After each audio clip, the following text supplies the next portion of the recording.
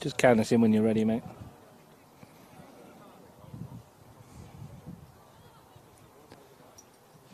We haven't had rain for 2,500 years. Look at the puddle.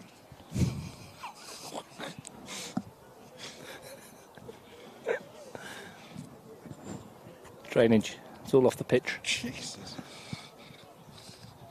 I just thought we'd water the gate. It'll rest otherwise.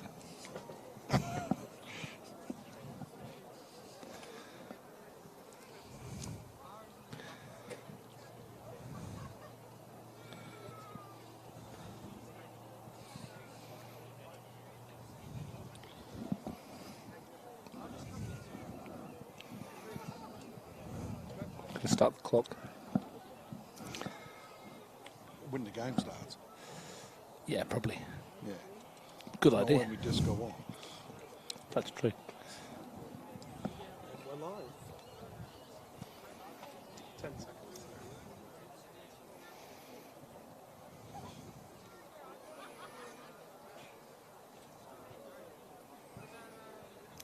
Good afternoon and welcome to the AIS in Canberra. The sun is out, the skies are blue, it's finals football time. It's a double-header elimination final followed by the qualification final. I'm Russ Gibbs, your commentator for both matches, and joining me for both, if we can make it through the next 4.5 hours or so, is Steve Forshaw. Welcome, Steve. Two huge matches starting with Gungahlin versus Canberra FC. Winner takes all in this one, of course. For the loser, there's nowhere to go. No, it's home time for the loser today. It's the end of the run, but two quality teams in the first game and the two best teams all year in the main semi-final. So we can look forward to some decent football. Good pitch, good day, little or no breeze. Good recipe for football. Ironically enough, all four teams played each other 2 weeks ago in the last round of the season. Canberra Olympic winning 4-0 against Tigers FC to win the championship. Canberra FC beating Gungahlin United 3-1 to make the top four and get into this competition. But, as we all know, Steve, 2 weeks, long time in football, those two matches consigned to the history books. It doesn't really matter now, does it? No. Form really goes out the window in a knockout competition, and that's what semi-finals are, in effect. Olympic were comprehensive and very comfortable winners against a Tigers team that has just gone off the boil a little bit. So for Tigers to turn it round, it will take a magnificent effort. In terms of the Gungahlin FC game, the 3-1 result at Deakin Stadium was against a severely weakened Gungahlin. So they've now brought back the players that were missing, and you can expect a different proposition from the Gunners today. Big day of football for Gungahlin United Football Club on pitch 2, or pitch 1 as it is here, I think they call it over there. You'll be able to see Gungahlin United women taking on Canberra United Academy in the elimination final in the Women's National Premier League. If that's the game you want to watch, you can watch that on Bar TV Sports as well. We'll be focusing on the men's competition here, Gungahlin United versus Canberra FC. The two teams we'll talk about in a minute, Steve, but the main news, of course, is the players that are missing. Gungahlin United, Josh Gaspari, back in the United States of America on his football scholarship, so they'll miss him in the middle of the park. Canberra FC perhaps hindered more by their losses. Daniel Barach, their leading goal scorer, suspended after receiving his fourth yellow card in the 3-1 win over Gungahlin a couple of weeks ago. And Matt Waters, who was their player of the year last year, which is no mean feat in a side that won everything, player of the year, injured, popped his ACL in that game against Tuggeranong United, needs surgery.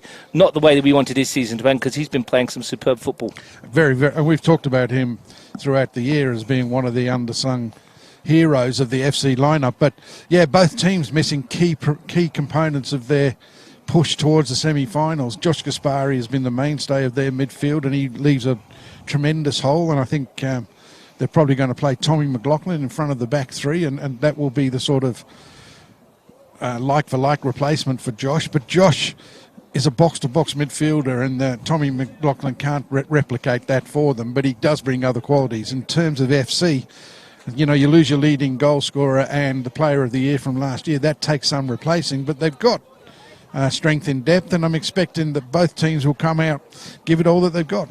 Here do the two teams. Here come the two teams, I should say. Canberra FC in the red, Gungahlin in their stripes. Gungahlin United, last time they played finals football was in 2017. They played Canberra FC. They won 3-0 to go through the elimination final. So a bit of deja vu for these clubs on this occasion. Let's take a look at the two teams, starting with Gungahlin United. Marcel Munoz's side.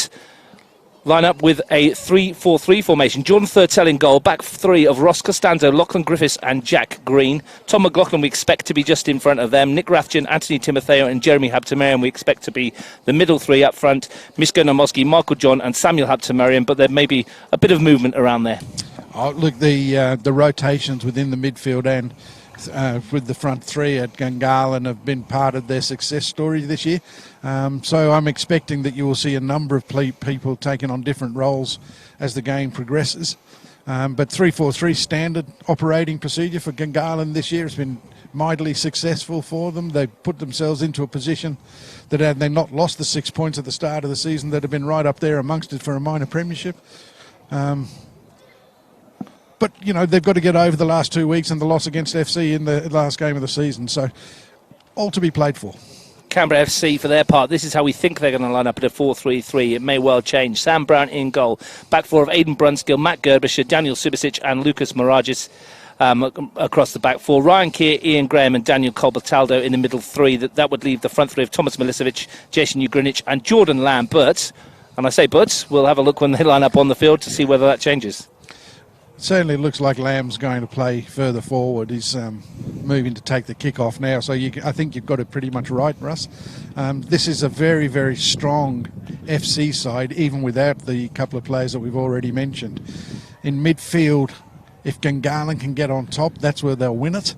And vice versa. If FC can actually dominate the game from the middle of the park, then they can look forward to some success as well. Does look like Lucas Moragis is going to play at left back. Be interesting to see how he goes today. Might be a bit of space down that flank for him, the way that Gungahlin play their football. Last time we were at the AIS to watch these two teams, we were on the other field. And Gungahlin United fairly romped to a 5-0 win against Canberra FC in perhaps their most consummate performance of the season. For one of these teams, it all ends here. It's finals football, the start of today's doubleheader, and Canberra FC, the reigning champions, will get us underway. Attacking the goal to our right. There's a little bit of a breeze from right to left across the field as well. We can feel it up here. Less noticeable down on the field. Steve, got to put you on the spot right from the kickoff. Who's your gut feeling and why? Look, it's a hard one to pick, but I'm going to plump for FC. I think they've been in terrific form towards the end of the season after a reasonably inconsistent start. I mean, they've snuck into the top four on goal difference, but their last few games, they haven't conceded. They've scored plenty of goals, and I just fancy them to go on with it today. That's not to say that Gungahlin can't win it. I'm pretty sure that there'll be a number of people in the crowd today that will be thinking that Gungahlin can actually get the win. Conceded once in the last 4 matches, Canberra FC, and that was a goal from Riley Angelo Sante in that match a fortnight ago. Other than that, they've been perfect at the back and been banging them in at the other end. Early touch for Gerbisher. It's going to fall for Habtemariam.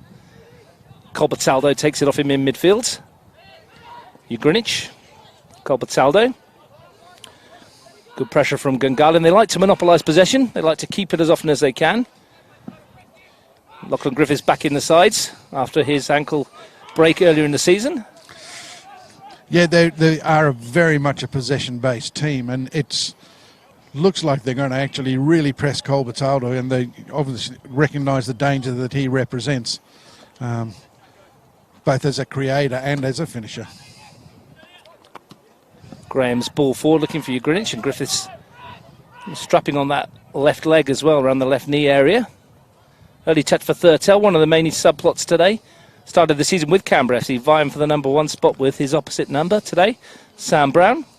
Yeah, it just adds another level of interest, doesn't it, with the two goalkeepers now antagonists, where they've been playing together for the last couple of seasons, or season and a half anyway.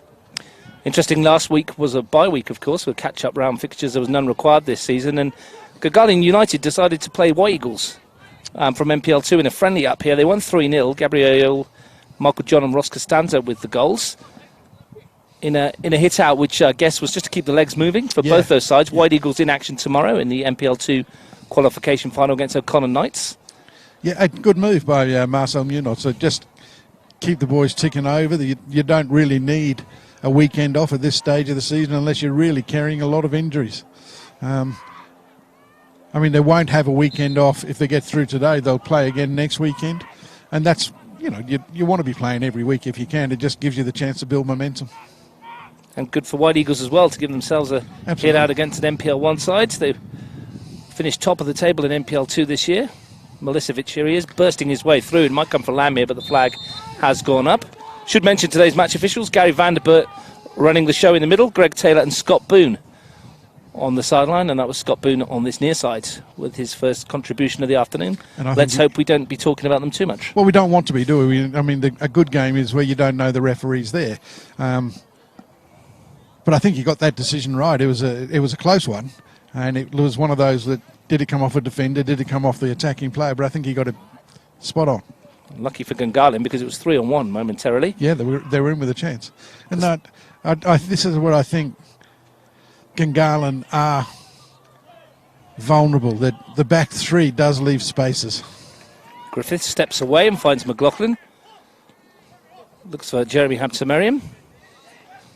Knocked off the ball by Ian Graham, the Canberra FC captain. Timotheu finds Rathjen. Tried to spread it to Samuel Habtemariam, who's noticeably hugging the touchline on that far side in the early stages. He's had a good run of form, Samuel Habtemariam. 6 goals this season, only 2 behind his brother. I understand that's been a source of amusement in their household, and Samuel's been telling Jeremy he's on his way. We're going to catch him before the end of the season. But they do like to make the pitch big. As soon as they get possession, you'll notice that the 2 wide guys up front immediately go to the touchlines, and that creates a bigger pitch for them to play in, and that's where they'll actually bounce things off the midfield before going forward. Costanzo had a spell with Canberra FC. Here's Griffiths.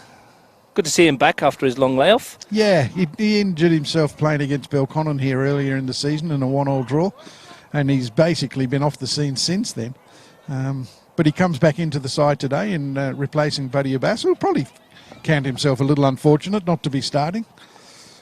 Let's segue into the benches, actually, Steve, and we'll come back to that in just 1 second, because Michael John has got the hammer down and is chasing away here, and that's a good challenge from Daniel Subasic at the back. Got the legging on the Gungahlin United striker. The 2 benches, as I mentioned, Gungahlin, Jaden Virtue, the goalkeeper, Zach Barbatano, Liam Walsh, Buddy Abbas, and Riley Angelo Sante, who's got 9 goals to his name this season, so it's a good weapon to have on the bench. Canberra FC only named 4, Dom Gianpaolo, Marco Verkic, Mohamed Jan Sane, and Jason Mateja, the sub-goalkeeper. Well, in terms of experience and quality, Gungahlin have it in spades on the bench, where FC just a little bit shallow. They do have Dom Gianpaolo, and on his day, he is a game changer, isn't he? And it's a little surprising that they didn't go with him in the front 3. But obviously there'd be good reasons for it, because he was the logical choice to replace Barach. But they've gone with Lamb up front, who does give them good engines, and he is a decent finisher, as we were talking about off air. So, yeah.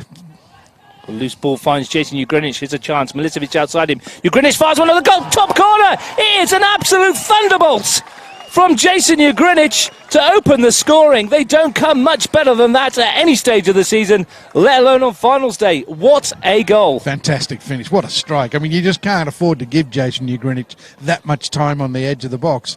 And possession was changed rather sloppily as Gungahlin tried to overplay coming out, and they've been punished in some style with a left foot thunderbolt that has ripped into the back of the net. Top corner, right-hand side. What a finish.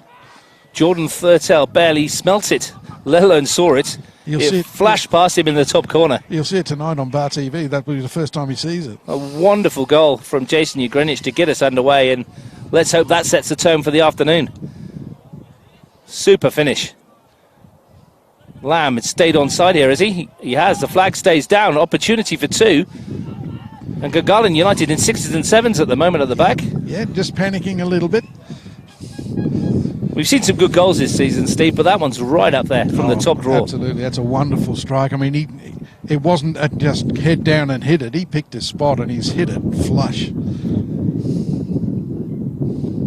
And here he is with a set piece. Wind beneath the sails, you'd say, Canberra FC.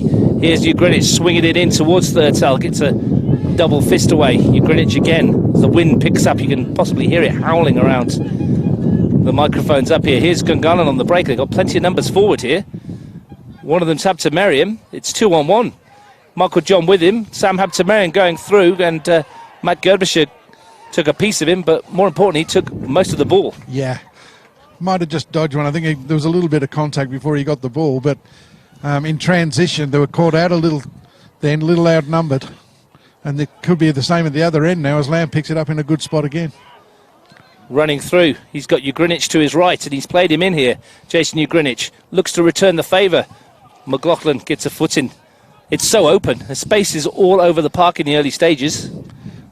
Both teams trying to play a really expansive game of football and just leaving themselves a little shy in rest defence. You wouldn't think we've seen the last of the scoring.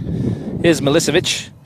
We've only had 9 minutes. If you have tuned in, you missed the start, you want to rewind the tape and have a look at the goal. It is well worth it. Griffiths loses out to Milicevic. And Gungahlin need to regroup. And Griffith just looks a little rusty, doesn't he? Hasn't settled into the swing of things at the moment, has he? Well, he knocked a simple pass over for a throw-in when he was trying to find Jack Green. He's been caught in possession a couple of times now.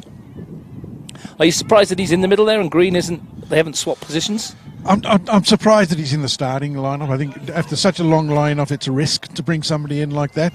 Marcel knows his players better than we do, so I'm just a little surprised with that. But no, I think Jack Green has been so effective for them on the left-hand side that there was never any thought to move him centrally. Maybe they could have played Costanzo in there, who has played there in the past. But look, I'm sure Lockie Griffiths will settle into the game and he'll be okay. But that's a pretty average touch as well. Well, if you are a Gungahlin fan, one thing that won't faze you is the fact they have gone behind. They have scored 51 goals in their 16 league matches this season, so they do know where the net is. But this is a different looking Canberra FC side to the one we saw get ripped apart by Gungahlin halfway through the season. I mean, one of the other things to emphasise your particular point is that they do have goals off the bench as well. So if it's not happening for them with the starting 11, then they can certainly make changes and expect to get something. They do like to, as you said, Steve, to play a possession-paced game. Have they got a plan B in their locker if it doesn't go their way? Here's Sam Habtemariam dancing in field. Jeremy Habtemariam in support. Mishkin and Mosky's peeled to the left-hand side here. Swings it across the middle. Opportunity for Michael John. Here's Timotheu. Second attempt as well. Drives it goalwards. It's a thunderous equaliser. Two absolute beauties. And Gungahlin United are back on terms. It's 1-1. Two left-foot strikes. You'd go a long way to see better. So Timotheu obviously afforded far too much room at the back post, and he's had two stabs at that before it's actually found the back of the net. But 1-1, game on. It didn't take long for Gunners to draw level. 4 minutes, and we are back where we started. We have seen two crackers already. This time last year, Steve, we were at Deakin Stadium watching two brilliant back-to-back semi-finals. Looks like we're in for another couple of crackers today. Well, certainly the way it started, you can expect it to continue doing the same thing. And credit to Gungahlin for hitting straight back, and now they're on the front foot with Jack Green swinging it into the area. Gerbischer got a touch. Habtemariam looks to find John, and Manny Gerbischer rather agriculturally just smashes that anywhere just to ease the tension. But both teams, after they conceded, had a few moments of real sort of shakiness, and that just leads you to believe there's going to be more goals. McLaughlin, from a neutral point of view, couldn't have asked for a better start. No. Brunskill, first time we mentioned him this afternoon. Griffiths chasing back, nice touch. That'll do him a world of good. And he has got the quality in the locker, we know that. We've seen it over the past couple of seasons. Could tell you there's been a goal on the other field. You may have heard it. Canberra United Academy have just scored against Gungahlin United in the women's elimination final. So they're 1-0 up over there. I'm sure Brent Ford is doing a good job commentating on that one. Go a long way to see two better goals than what we've got there. Here's Habtemariam driving forwards into the penalty area. Still going, Habtemariam looking to take on Moragas, and it's a corner. Stuck with him, Lucas Moragas. He did, yeah, he did. But Habtemariam just seemed to get it stuck under his feet at a crucial time. But all credit to the fullback there. He defended really well. Here comes Jack Green. Well, you'd be very surprised if they don't pick Jack Green up from set pieces. We've been saying this for about 5 years, Steve. No one seems to pick him up. Namoski with the corner. Oh, it's not, in fact, it's Timoteo, I should say, swinging it in. Get a second chance as it comes out towards him. Just to volley it back into the area. Might be something here for FC on the break. A little nibble at the heels, and Jason Ugrinich is fouled, and there's a yellow card there for Timoteo. Yeah, Timoteo tracking back, wasn't he, in the first one of the afternoon? Took one for the team. Yeah, just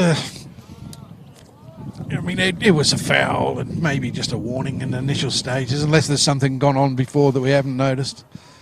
Well, there wasn't much in front of him, was there, in terms of a promising attack, but Gary Vanderbilt maybe setting his stall out. He was entitled to give the card, can't be too critical, but it was a bit harsh. Here goes early for Ugrinich. Looking to take on Jack Green, who stands strong. And then gets tripped over by Ugrinich. Should be a free kick. Right in front of Scott Boone there. Yeah, Jack just a bit too strong there. A bit too clever. In the under-20s matches before this, the elimination final, Monero Panthers 1, Canberra Olympic 0. And in the qualification final, Balcony United 3, Canberra FC 0. So Canberra FC will play Monero Panthers next week in the prelim final under-20s. And Belconnen will await the winner. Luca McCall sent off in that match, and I think Alan Napper was sent off as well for Canberra FC. 2 reds in the under-20s. It must have been a vicious game, was it? I didn't see much in it. There was a lot of yellow cards floating around. There was. I mean, I watched the Monero game, and some of the decisions there just beggared belief.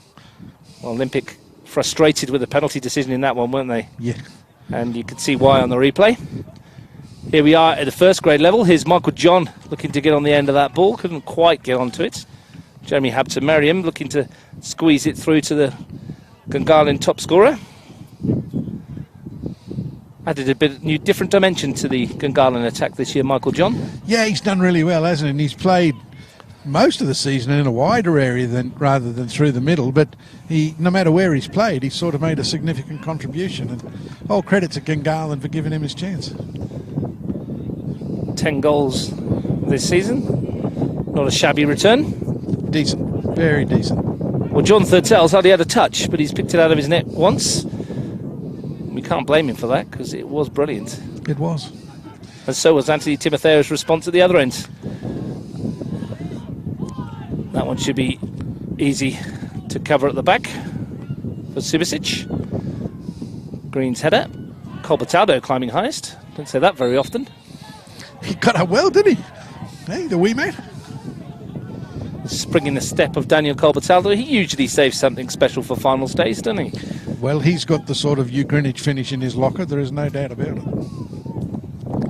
Good, but should settle down after that frantic opening, which brought 2 of the best goals we've seen all season.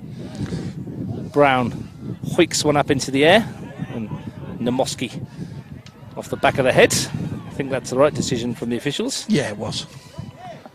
Mishka Namoski looks nonplussed. There's been another goal over on the other field. Canberra United Academy now 2-0 up against Gungahlin United, so that one not going according to plan for Gungahlin. It's a lovely pick out from Namoski to find John. Rathjen finds Jeremy Habter-Merriam. Costanzo. Habter-Merriam's touch. Good pressure though, really good press. Both ways. Ball breaks for Jack Green. And he tries his luck from distance. Whoa, off a good length. Ambitious to say the least from Jack Green, but why not with the goals we've seen so far? Here's Maragis. Challenge from Rathjen. We noticed earlier in the season, Steve, when we did the Canberra Olympic and Gungahlin game over on the AIS pitch over there, that the press that Canberra Olympic did made Gungahlin very uncomfortable. Do you think that's something that maybe Canberra FC have taken a leaf from that book and saying, well, that's the way we can stop this? Yeah, I think definitely. You know, when we saw them lose 5-0 to Gungahlin, they sat off, they let them play, they got picked off. You know, with the switch from Jack Green or just playing through the midfield, they were just second best. And Olympic then laid down the blueprint for how to play against Gungahlin, and I think most teams since then have actually tried to emulate that, and FC are doing so today. Milicevic brings it down nicely, but straight away, two black and white striped shirts converge. Here's Lamb. Habtemariam back helping out. Here's Jeremy Habtemariam. Called a bit late from Ryan Keir. Referee plays the advantage. You can see the press though. Ryan Keir pushing on and getting high and making sure that his team's in a position to win the ball high up the pitch. For those of you who wanted to know the scores from the women's under-20s this morning, women's reserves I should say, Belconnen beat Canberra FC in the elimination final 3-1. And Canberra Academy won 3-2 in their game. Here's Greenwich into the penalty area, taking on Green again, and Jack Green defends well. But it's another sloppy mistake from Griffiths to give possession away then. He acknowledged it as well with a hand up. Can't afford to do too many more of those. No, but FC have really got to start taking advantage of it. They've been in good positions now on 2 or 3 occasions and not been able to capitalise. Rathjen spreads it wide to Namoski. Habtemariam on the overlap. Namoski goes for goal, and why not? Good effort. Into the side netting. It had Sam Brown scrambling. Yeah, never on target, so I think Sam was comfortable, but not a bad effort at all. Well, those 2 earlier strikes, I think, have set the tone. Everybody trying to upstage everybody else. That would have been an absolute pearler if that had gone in the near posts. I don't think you're going to see a better strike than the one that Greenwich hit today. Timotheus was good, but Greenwich is top of the pops from my point of view. It was world class, wasn't it, to be fair. Here's Griffiths under pressure again from Jordan Lamb. He's making life very uncomfortable for the central defender. Thurtell bailed him out. Here's Habtemariam. Timotheus ball. Rathjen loses out to Colbertaldo. Keir shrugs off the challenge of Jeremy Habtemariam. Nice touch, Lamb. Colbertaldo wide for Milicevic. He tries to swing it in. Again, good spot and no end product. They just need to settle down and a little bit more quality in those good areas. They can actually look forward to getting something out of them, but just wasting good possession in good areas at the moment. Yeah, some of the passes that they've been putting together have been very neat and tidy, Steve. Until the final one.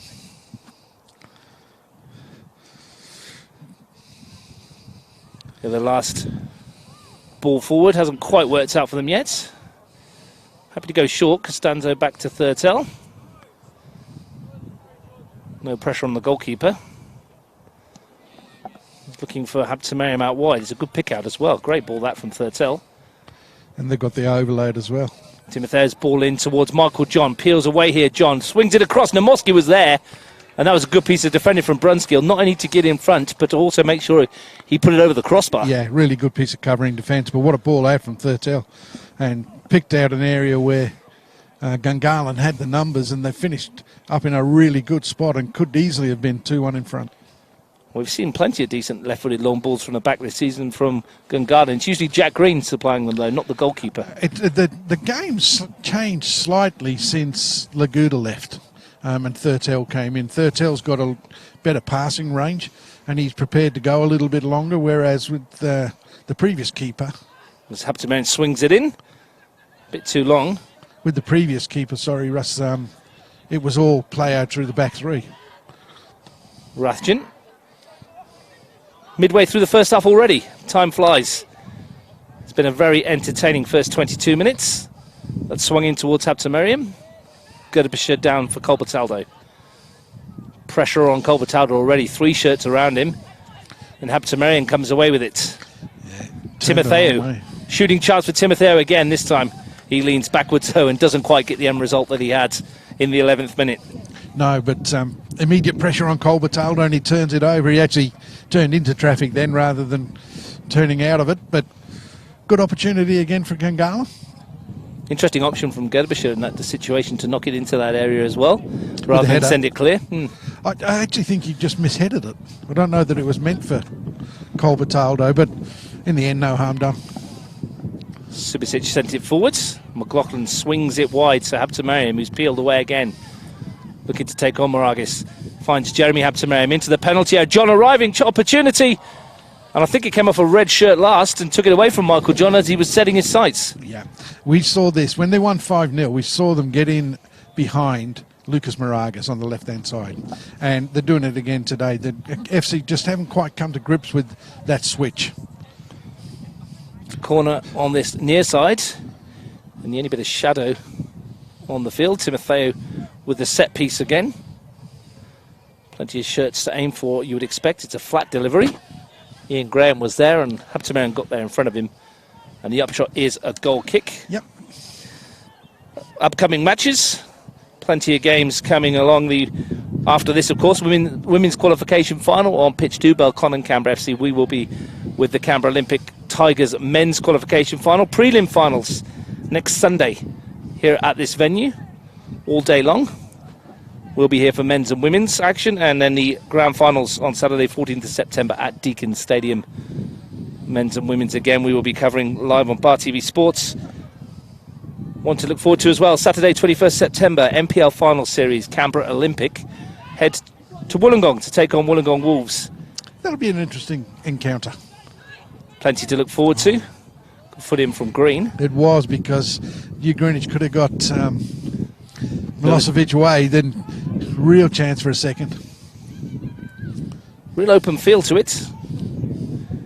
Here's Maragis, who's had to do a lot of defensive work. Nice touch from Milicevic down the middle. Lamb away here, but the ball should roll for Jack Green. Griffiths. Costanzo. Habtemariam on halfway. And Maragis gets better of him on that occasion, but Habtemariam's off and running again. Matty Gerbisher saw the problem. Sam Brown sends it forward. Lamb. Nice ball wide. Was he caught late there from Griffiths? He was. Yeah. Felt it as well, Jordan Lamb. Yeah, he stayed down. Question I have there, Steve, is that we saw a yellow card for Anthony Timotheo for something that was probably not as bad as that. Absolutely. And Lachlan Griffiths dodges that one. I'm no referee though, so here's Habtemariam. That should qualify you. Now, Steve. Oh, goal back on the other pitch. Gungahlin United from range as well. Looks like it's an absolute belter, that one too. 2-1 in the women's elimination final. 1-1 here. Plenty of goals on Bar TV Sports. We like finals time. Going back to that Olympic Wollongong Wolves game, should be a cracker. Yeah, that's something to look forward to. You know, the FFA Cup's introduced different things for us. Get to see different teams, A-League teams, teams from Melbourne, Brisbane. So the NPL Challenge does the same sort of thing, and Wollongong under Luke Wilshire have done really well. Yeah, Frank Keisha's team might fancy their chances a little bit against the Wolves. Why not? Yeah, why not? Should be a good game either way. You can see that a Canberra Olympic team in action after this one. 4:30 kickoff scheduled for the men's qualification final. For the losers in that one, of course, there's a second chance. For the vanquished in this one, there's no such opportunity. Another misplaced ball from Griffiths again. Yeah, he's had a very, very, very shaky start. Graham. Copataldo. Greenwich just eased off it by Green, and the referee saw that. Gunners fans don't believe that that's the outcome. I don't think Jack Green agrees either. Ian Graham over the set piece. A little surprised they've left Jason over here to deal with Jack Green, and I think Milosevic might be a better option. Griffiths, that's a tidy piece of interception. And now they can break. And Habtemariam's ball forwards. So that was Sam Habtemariam, gave that one away. Costanzo challenging, and here comes Tom Milicevic. And that's a good challenge from Nick Rathjen. Another one that goes under the radar somewhat. Yeah, does a lot of the unnoticed work, but he's very, very busy in midfield. Certainly off the ball, his positional play is very good.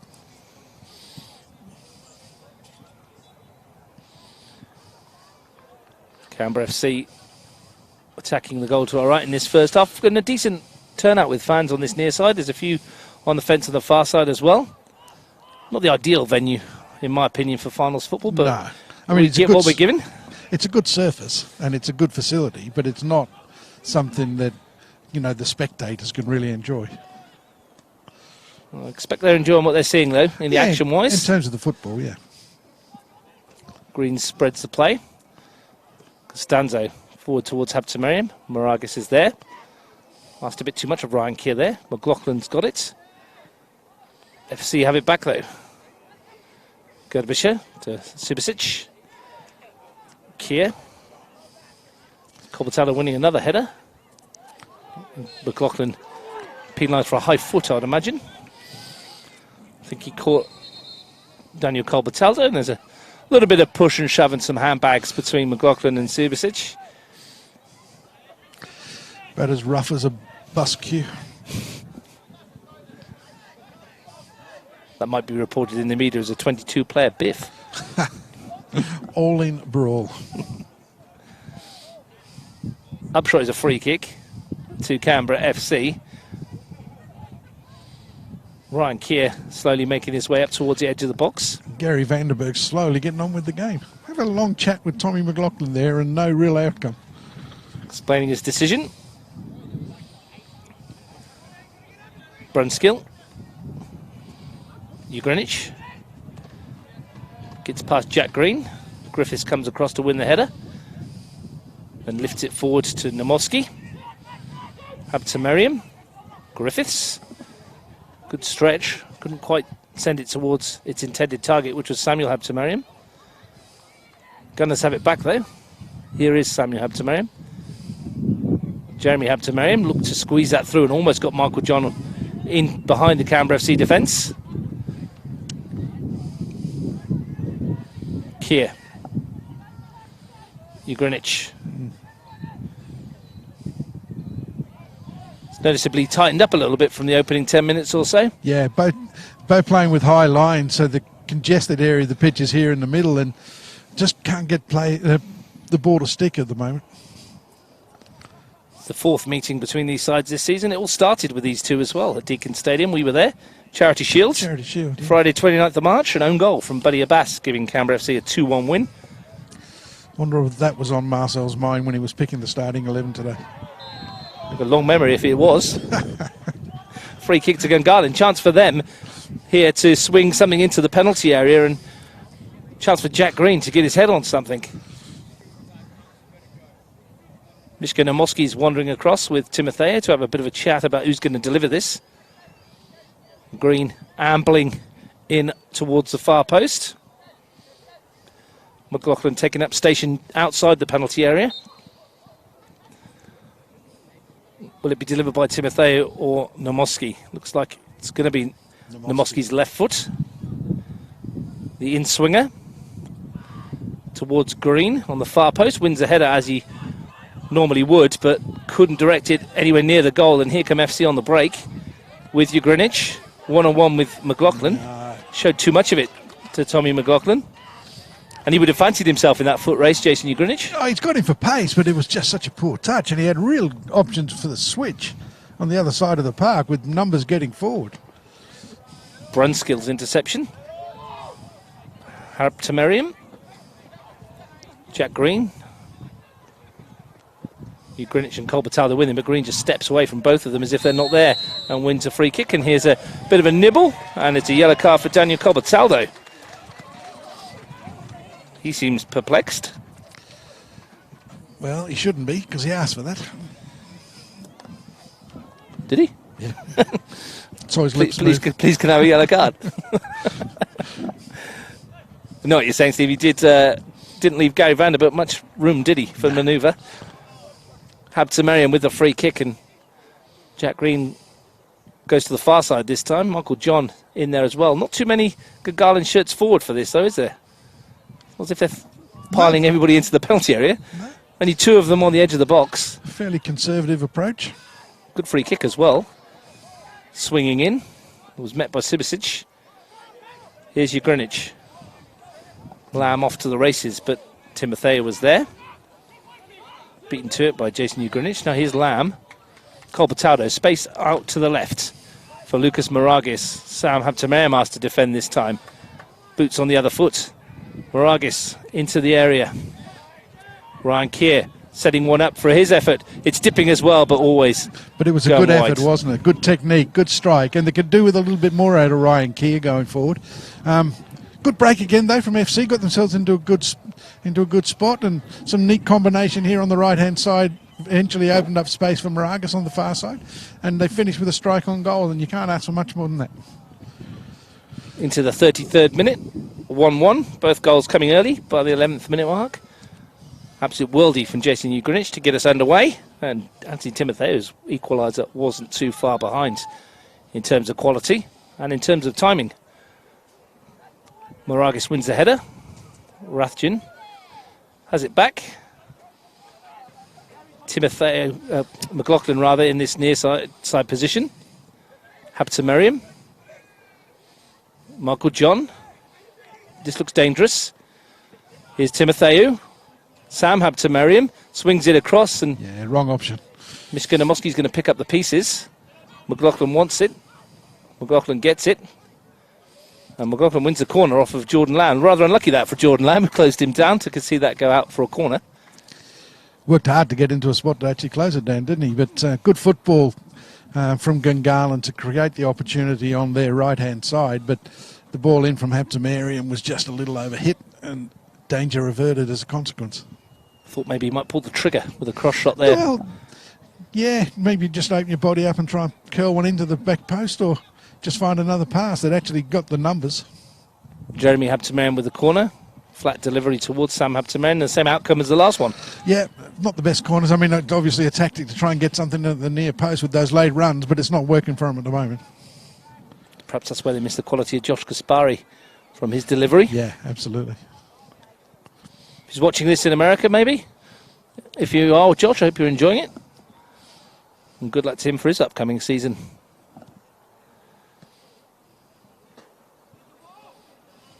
I'm sure he would love to have stayed to play his part in finals football. Well, you play all year for these sorts of games, don't you? It's hard to say goodbye. Good win from McLaughlin. Namoski nods it down. Ian Graham's there, though. And that's nicely done by the skipper. Keir finds Milicevic. One-on-one at the moment. And looks for the runner. It's a good one, too, for Moragas. And couldn't quite get enough power on the shots to trouble Thurtell, but good move, FC. Great break. Got in behind Costanzo. Found Moragas. Just didn't quite have the quality in the finish to actually put him in front. Nice turn from Rathjen. Costanzo. Rathjen again. And for a third time. Timotheou wants it. And he's got it. Real opportunity here for Gungahlin. Slides it across goal. Flag's gone up. Why did he not pull the trigger? I don't know.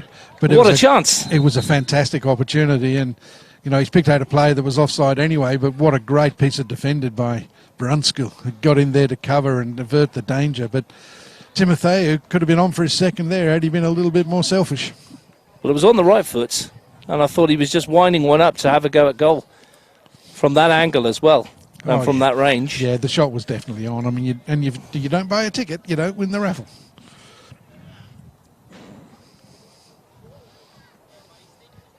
Just had a message come through from Josh Kaspari. He's definitely watching over in the States. So probably early in the morning. I don't know what my time difference is over there. Maybe it's late at night. I'm not sure what part of America he's in. He could tell us if he's listening. flickers another message. Lamb through the middle. And Jack Green's there to hook that one out on the far side. Definitely vulnerable with three at the back, though. You know, when that ball breaks down, the moves break down, they've quite often caught out of position. And twice now Jack Green's been able to rescue them. Shot from range from Milicevic. Yeah, they've all got the taste. Well, Jason Ugrinic has set the bar very high for his teammates. And they all want to take part in the match. It's like a crossbar challenge at the end of training, isn't it, at the moment?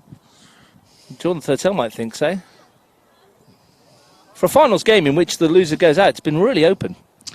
Yeah, I mean, both sides have obviously adopted the philosophy that it's better to go out fighting and swinging than it is to sort of lie down and get rolled over. So it's not as if they're playing their last game, but they're playing it like it might be. As we said at the top of the broadcast, no second chance for the losers. Their season's done. Winners progress for next week. It's another loose ball. His Lamb. Ugrinic in on the left foot. The deflection from Green did just enough. And Jason Ugrinic will feel maybe he should have done better there. He should have done, shouldn't he? On his favourite left foot too. On his left foot. Again, they've broken down in a bad area. They found him with a first-time pass. Better connection there. He would have troubled Thurtell. Most of the opportunities, the good ones that have fallen Canberra FC's way, have been self-inflicted by the Gunners so far. Here's a corner and a chance for Canberra FC to load some red shirts in and around the 6-yard box. Moragas with the outswinger, won by McLaughlin. And as far as Cole Bataldo, he's going to have to go home to come forward with Aidan Brunskill. And there was about 4 or 5 lazy red shirts that didn't come out very quickly there. Green. McLaughlin. Green again. Looks for Michael John, who's peeled away from Ian Graham. Went up a bit early, and Graham's sliced it towards his own goal. Then got rid of it as far as Habta Merriam. Timotheo with a strike. And that's come off Ian Graham, and that's the 3rd time he's lined one up. Timotheo, and fair to say he hasn't quite got the connection of his first. No. But he keeps finding those spaces, and he keeps dropping into dangerous positions, and they don't want to give them too many more opportunities like that if they want to stay in the contest. Given that he's shown already his intention to shoot onside, it's very surprising that he didn't take the opportunity to shoot when he tried to find Mishko Nowalski. Well, his goal in the 11th minute there was only his 2nd of the season, believe it or not, for someone of the quality of Anthony Timotheo. You expect with the strike that he does have. His other one was the cracker in the abandoned game. Yeah. In the 2-0. Yeah, he put it that up turned into a 5-3. With the Spiders live, he put it in. That was a great finish. So he has had 2 really good goals this season. Might feel he could have added to that tally today. Might get an opportunity to do so before the end of 90 minutes.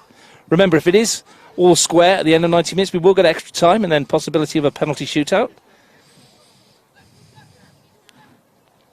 Canberra Olympic versus Tigers FC qualification final to follow the conclusion of this one. McLaughlin looks for Samuel Habta-Merriam. May have overhit that though. He's got some pace, Samuel Habta-Merriam, but not that quick. No. But it's a repetitive tactic. They pick it up on the left-hand side and then try and get something in on the right-hand side. They switch the ball quickly, don't they? And have the pace to exploit those switches. From an FC point of view, if you want to combat that, if the player that's about to play that long pass can get his head up and play it, then that's when you've got to adjust your position on the park. So Moragas really needs to start getting across and closer to Habta-Merriam. Lamb's chasing through the middle here, and he's going to get there. Not only does he win the ball, he's back up on his feet, and he's found Cole Bataldo. And Griffiths does exceptionally well to hold off the challenge. Cole Bataldo was lining one up as well. Here's Keir, Graham, Milicevic, congested, but FC work it nicely. And Griffiths slices one up into the air. They can't get rid of this. Here's Cole Bataldo. Griffiths did well to recover. And here's Michael John, one-on-one at the back with Subasic. He'll have to do it on his own. Get support now from Habta-Merriam. Timotheo. John again. Subasic back with him. And Michael John wins the corner. That's well done by the centre forwards. It is, because Matty Gerbish had just switched off a little bit there and left Subasic one-on-one. He was just daydreaming a bit, and that could have been a lot worse than it turned out to be. Closing stages of the first half. 3.5 minutes to half-time. 1-1 the score in the elimination final. Gungahlin United with the corner. Better delivery this time in towards where Jack Green is, and he wins the header. Of course he does. Sam Brown catches it though, didn't have the power to taste him. Gungahlin still not done. Habta-Merriam. Green stayed forwards and he'll pick this one up. Namoski with him. Should have played into.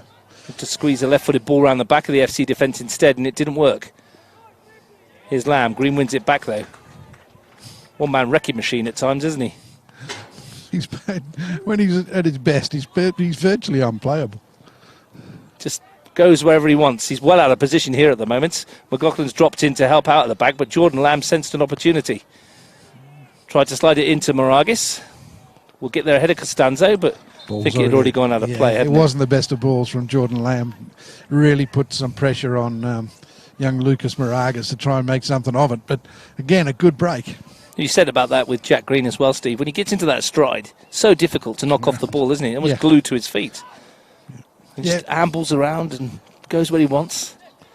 He causes so many problems. Widely regarded, I think, as one of the best players in the Canberra competition. I don't think there'll be too many arguments about that. No. Be shooing in most teams of the year. Here's Michael John at the other end. He's just so very consistent in his performances. He sets a very high standard and very rarely drops below any expectation. Colbertaldo looking to find Lamb, and he's got the pace to get away here. Out comes Thurtell, takes the cap off before he heads it clear. Lamb's still there, though. Ugrinic has found him. And there is Green with the challenge. Not once, but twice. And he also wins himself a throw off the shins of Jason Ugrinic, and then foul throws it and gets away with it. Well, that's Brunskill done like a dog's dinner by Jeremy Hapsamariam. Yes. So all of that hard work, it looked like a foul throw, didn't it? Well, it was a foul throw. Free kick should be at least 20 metres further back. Into the final minute at the end of an entertaining and open first half here at the AIS. It's been a good watch. Plenty more to come, of course. We need a winner from one of these sides before the end of the afternoon. Costanzo then sends it forward. Graham with a foot in. And wins it again. Nice feet from Rathjen. Griffiths. Fair to say he's had a topsy-turvy first half. He has indeed. Here he is again. Gungahlin. Griffiths once more. Neither side will want to concede in the final seconds of the first half. Thurtell launches one. Easy win from Subasic. Haptamarian for Timotheu. And back again. Rathjen was waiting for the ball rather than attacking it, and Milicevic was there. Toe in. Here's John. Steps away from one. Brunskill stops the attack in the initial stages. Here's Sam Haptamarian. Looked for Jeremy Haptamarian. Matt Gerbischer in the way. Said that over the years a few times. Gungahlin ending the half on the front foot. Costanzo. Griffiths. Here's Jack Green. Nick Rathjen under pressure. Oh, good turn. Turned well, but only into Colbertaldo. Graham brings it away. Ryan Keir. Maybe Canberra FC will have the last foray at goal. Not if Jack Green has anything to do with it. Miles too strong for Jason Ugrinic. Really got to do something about that tactically. Here is Green looking to spread it towards Mishka Namoski. Michael John ahead of him, and deflection's going to take it into the path of John, but the flag goes up. John's eyes would have lit up for a moment. Would have got a little excited. The deflection obviously didn't help. No, but I thought if you made a deliberate play at it, it played you on. Generally, that's what they said at the start of the season, but that was a long time ago now, Steve. No one remembers that. Here's Costanzo. Haptamarian. Timotheu. Namoski. Still we go on at the end of this first half. Not sure where all this time added on's come from. Timotheu. It was the talk with Tommy McLaughlin. Haptamarian inside the penalty area. Goes down under the challenge. Asked the question of Gary Vanderbilt, but I think it was a slip more than anything else. Nothing in that. I didn't think, certainly from this distance, it didn't look like a penalty. 2 minutes of time added on, and Gary Vanderbilt says that'll do us for the first half. And Steve, it's been a really entertaining first half, hasn't it? We've had two cracking goals. We've had chances at both ends. A very open field to the match for an elimination final. But at the end of 45 minutes, we're nowhere near closer knowing who's going through. No, and, 1-1 at half-time is a fair reflection of the chances that both sides have created. They've both employed a high press. They've both looked a little vulnerable at the back, but haven't been able to take advantage of it at either end. There's been one or two individual performances that have been excellent. Jack Green springs to mind.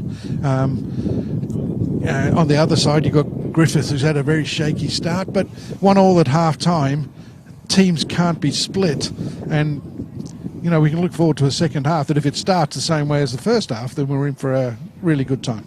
Well, we need a winner, as I said. If we don't get one at the end of 90 minutes, we'll have extra time and penalties. As it is at half-time, Jason Ugrinnick's world-class opener after 7 minutes gave Canberra FC the lead. The lead they held for 4 minutes. Anthony Timotheo with an equally good left-footed rasper into the roof of the net means that at half-time in the elimination final at the AIS, we are still all square. It's Canberra FC 1, Gungahlin United 1.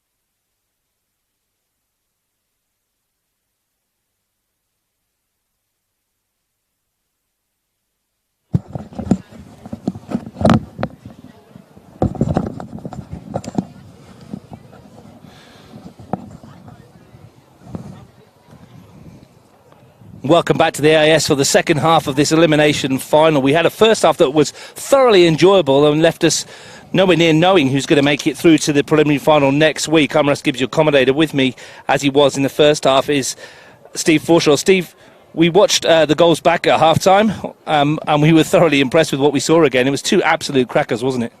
They've both goals have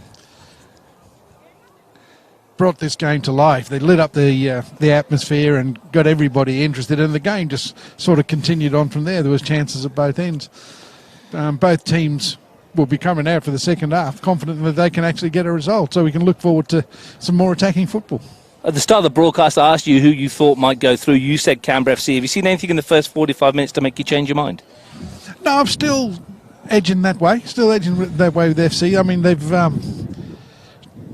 pressed well. In the final third, they picked up ball where they should have done better. And you know, Gungahlin have created chances at the other end, so this is very much in the balance. But I think that a little bit of quality, a little bit of composure when they do win the ball in those higher areas, and I think they can get some joy. If they don't, then the game could very easily go Gungahlin's way. Sorry, Russ, I'm just going to say it may well rest on what happens off the benches, because Gungahlin do have a stronger bench, in my opinion. Gungahlin out ready for the second half, waiting for Canberra FC. Over on the other field at half-time, Canberra United Academy lead Gungahlin United 2-1 in the women's elimination final. Hayley Tellyung and Sasha Grove with 2 goals to give Canberra United Academy the advantage. A belter from Rachel Corbett from distance as well, brought one back for Gungahlin United. So we've been treated to some cracking goals here at the AIS this afternoon. Just a reminder, after this, live on Bar TV Sports on this field, you can watch Canberra Olympic versus Tigard FC men's qualification final 1v2, or if it's more up your scene, you can watch Belconnen United versus Canberra FC in the women's, which should be an absolute belter. The two best teams in the women's competition going toe-to-toe for a place in the grand final on the other fields. So this should be 2 good matches, shouldn't it? Indeed. In fact, in the women's game, the Canberra FC have been the only team that's really come close to Belconnen this year, so there's no reason why they can't expect to go into the game and test them again. Well, they drew 0-0 in round 1 of the competition, and myself and Matt Moore did a game in a cup semi-final where it was only a 96-minute penalty from Caitlin Munoz that gave Belconnen a 3-2 win in that match. So lots to look forward to there. Focus here, though, is on the here and now and the men's elimination final. Canberra FC coming out. No changes to the Gungahlin side, who will line up Thurtell in goal, Costanzo, Griffiths, Green across the back, McLaughlin, Rathjen, Timotheo and Jeremy Habtemariam, front 3 of Nomoski, John and Samuel Habtemariam. Canberra FC, it looks like they're sticking with the 11 that started. Brown in goal, Brunskill, Gerbisher, Subasic, Maragis, I should say. Keir Graham, Cole Bataldo, Milicevic, Ugrinic and Lamb. Yellow cards to Timotheo and Cole Bataldo, so they're walking a potential tightrope as well. Gary Vanderbert, the match official. Not sure how it works, but in seasons past, a second yellow card in the preliminary final would have got you out, would have made you miss the grand final. So those players that are on yellow cards now, and they do get through to next week if they pick up another one, would in fact miss the grand final should they qualify. Here's one for you, which someone tell me in the week, and I'll keep the names quiet so they don't get into trouble. But if you're on 6 yellow cards and you get a 7th, you miss 2 matches. You'd be better off getting a second yellow card in that match and missing 1 game. With the red. With the red. Yeah, absolutely. Which seems a bit strange. Yeah. But, you know, that is what it is, and that came from one of the players from one of the clubs who mentioned that. Looking for loopholes all the time, Steve. Second 45 underway. We hope it's as entertaining and open as the first. I think it might be. Griffiths has got extra strapping on that knee now, Steve. Started off with a black kind of slight bit of tape on it. Now he's gone with a heavy strapping. Maybe that's causing him 1 or 2 issues. Well, it's certainly heavily strapped. You can't be 100% fit with strapping like that, can you? You shouldn't think so. Here's Habtemariam skipping past the first challenge. Nomoski, Timotheo, Habtemariam clicking into gear early. Gets past the first challenge, still going, Jeremy Habtemariam, dancing his way into there. Great run this, Nomoski's there. Can he get a shot on it this time? No, he can't. Blocked the first time, scramble in the penalty area. It was like those games of Wembley we had at school when we were kids. Bouncing around the 6-yard box. Here's Sam Hampton-Marion, stays onside, pulls it back across goal. Namoski's there and Keir gets a foot in. Good start to the second half for Gungahlin United, and what a run that was from Jeremy Hampton-Marion. Yeah, twinkle toes Hampton-Marion. He went past them like they were witches' hats, didn't he? But they've come out of the changing room full of vim and ready to go, Gungahlin. And FC will have to weather this early storm and then play themselves into the game if they're going to get a result. Well, Jeremy Hampton-Marion had Brunskill tied up in knots there. I wonder if he's untangled himself yet. Here's McLaughlin, Hampton-Marion. Got that in his locker, hasn't he? Yes. Just drift past players as if they're not there. Like Jack Green, when he's on his game, he is almost unplayable. We'll keep an eye on Griffiths' knee as well. It's one of those subplots that you were referring to earlier as well, that because he left Olympic last season to join FC and then couldn't get a game because of the closure of the transfer window. And then he's moved on to Gungahlin. He's playing against a club that he never played for, but it was his former club. Here he is again. Just as a side note, Canberra United Academy have gone 3-1 up on field 2 over there. Here is Hampton-Marion. Dancing again. Hacked down by Ian Graham. Easy decision that for Gary van der Burt. Yeah. But this is a good start from Gungahlin. FC really haven't come out of the changing rooms yet, and there was some talk earlier in the year that FC just struggled for a little bit of fitness as the games got more intense and as they got towards that sort of 45, 50, 60-minute mark. And maybe that's just pain. Timothea with the right foot, swings it in. Good one too. It's bouncing around the area again, and Gerbischer got the foot away. Panic in the Canberra FC defence from that delivery. Here's Tom Milicevic. First chance to see FC as an attacking force in the second half, and didn't get to see much of them as he's given it away. No, all that did was clear the lines and give them some breathing space, but they're very, very slow to get out. Here's Costanzo. Be interesting to see which side does finish the strongest in terms of fitness. Colbertaudo's picked that one off. Just dawdled on his pass. Keir. Milicevic. Good challenge, Jack Green. Starting the second half as he continued the first. But interestingly, Milosevic has gone over to that side of the park. John steps away. Important interception there from Lucas Maragis. Griffiths. Just wondering whether playing Milosevic through the middle and Lamb wider on the FC right-hand side might work for him. Namoski. Michael John goes down into the challenge, wins the free kick.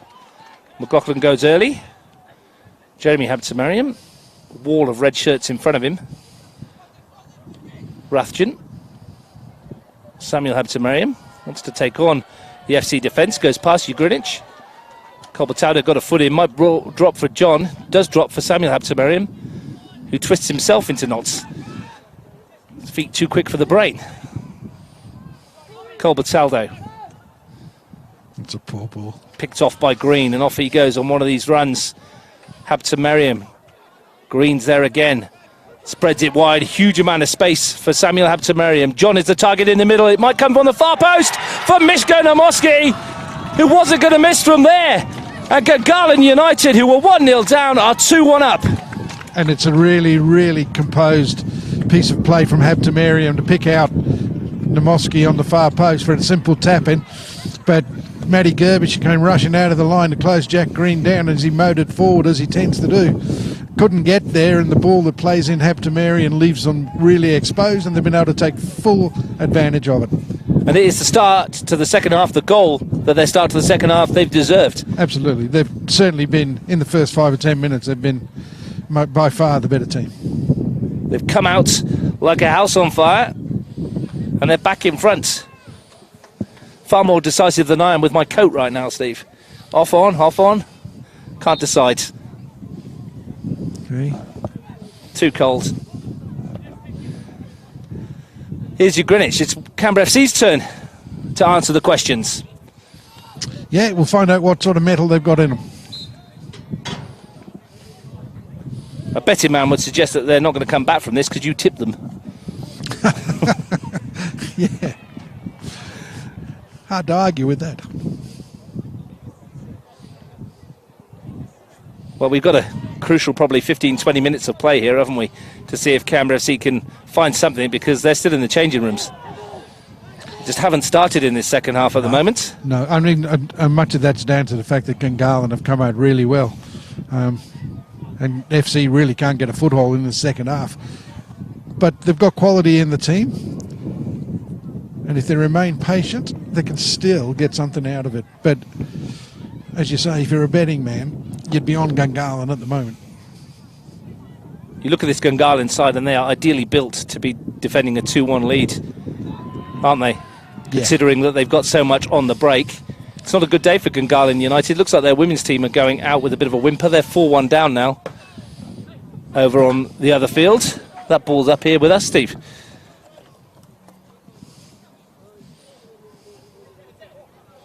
So Gungahlin's women look like they're heading out. Gungahlin's men, their season might be prolonged.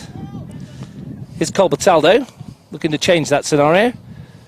Good ball in. Green wins it, though. And here is that break I was talking about just a moment ago. Bit lucky, but Timotheo's going to send it forward. Green's still there. Subasic was the one diving in. Did just enough.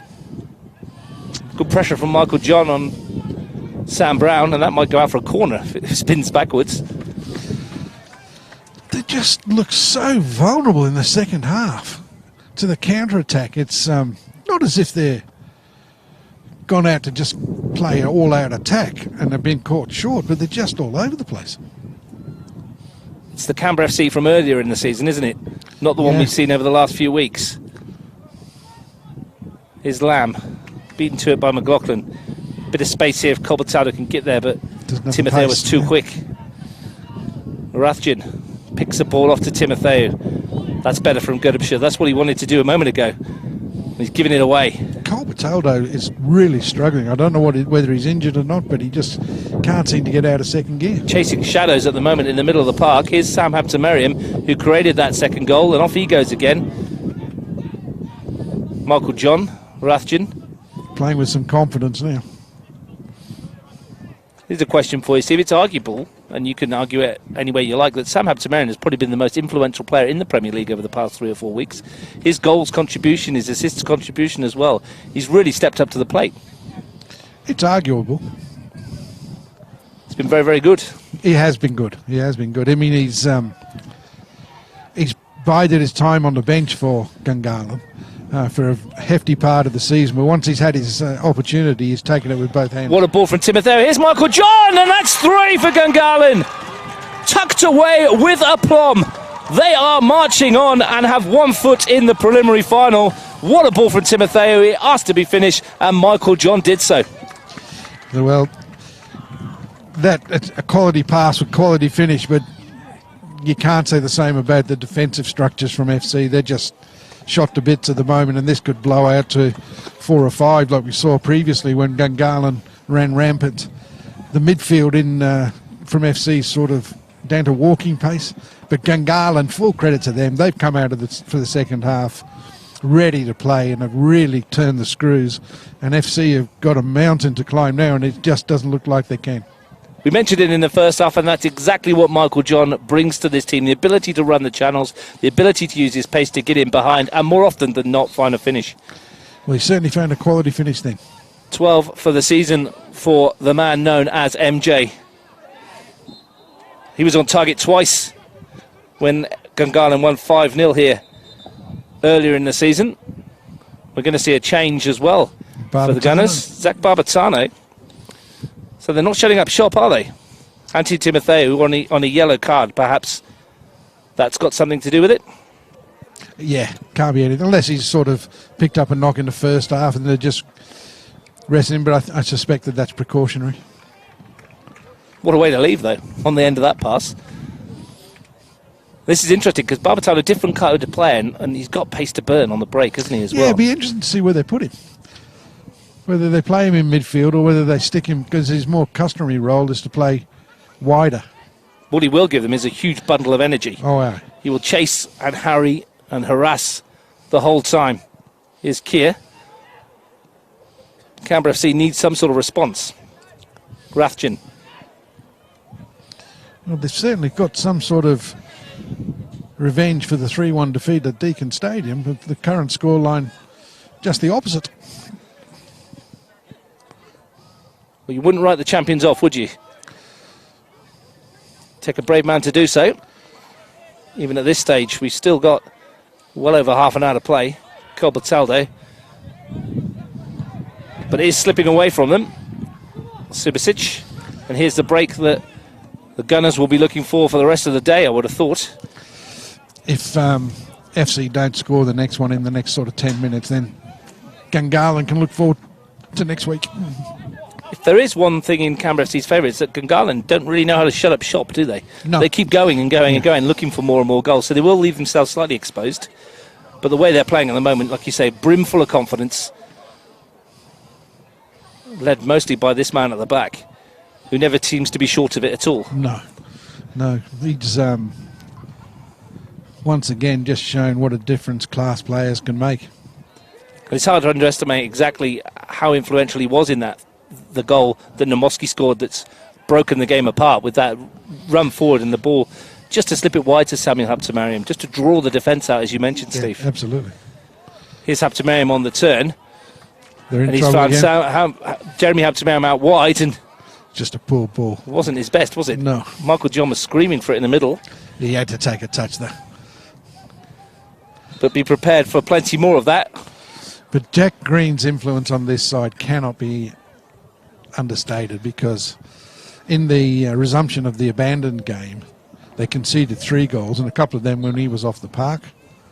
And in the 3-1 defeat, the last game of the season, Jack didn't play, and they conceded 3 again. He makes a big difference to their defensive structures, and he creates so much for them going forward. FC have rolled the dice. Dom Giampaolo's come on for Thomas Milicevic.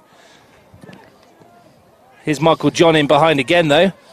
And they've got numbers forward here as well. John opens his body up, looks to find Habtemariam. Might come back for John. He curls one towards the far post. No power on the shot. A bit of an apology as well. Here's Giampaolo's first involvement. They need a big game from him. A big game player. Not his best involvement first off, but he has it in his locker, Dom Giampaolo. Believe it or not, hasn't scored a league goal this season. Only 3 cup goals to his name. That's unusual for Dom Giampaolo. Yeah, he usually weighs in with a few, doesn't he? But he's this is his last chance to get one.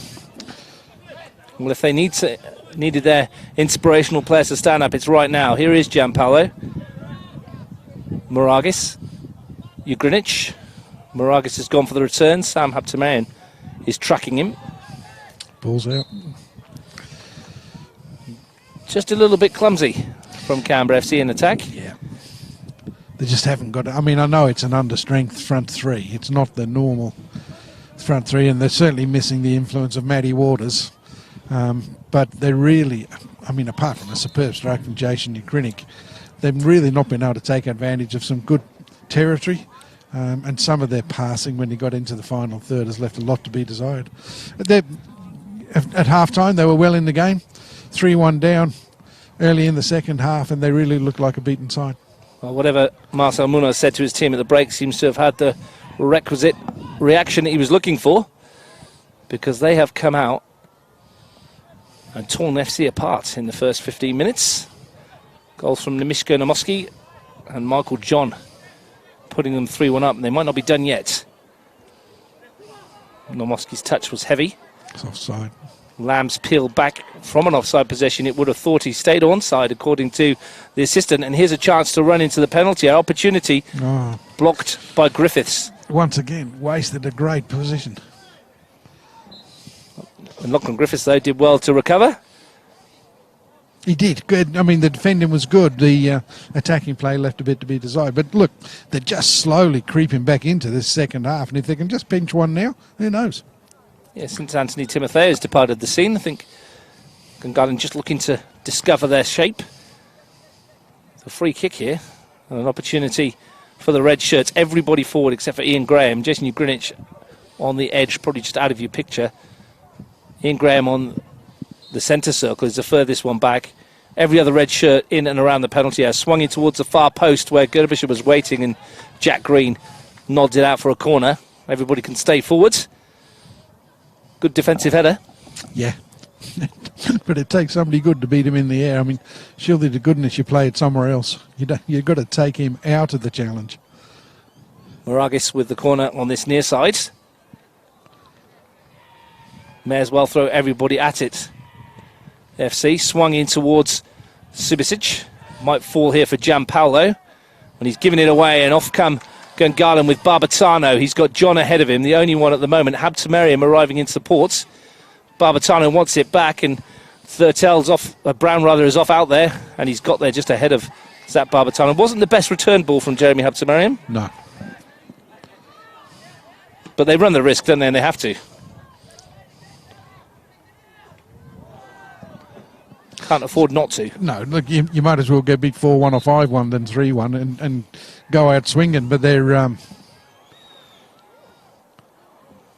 there's an injury there. Is that Jack Green? I think Jack Green is down, yeah, feeling his ankle. That would be a blow. Well, Marcel Munoz will be heart in mouth at the moment. Yeah, you don't want to be this. I mean, you don't want this to happen to anybody, but Jack Green's such an influential player for Gungahlin.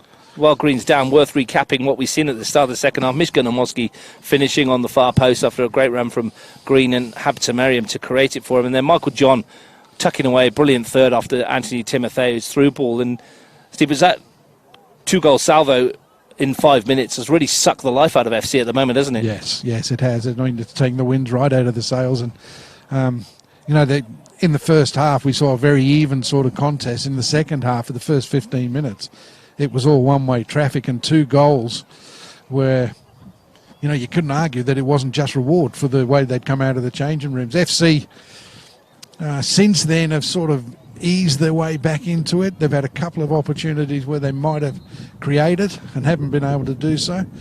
But they're really battling now to stay in this game, and we've seen a couple of times Gungahlin on the break getting close to securing a fourth, and if they do get the next goal, then it's good night campers. Wonder how long we'll see Jack Green in this game as well. Liam Walsh and Buddy Abbas are on the bench, of course, defensively. Both of them could slot into that role if they need him.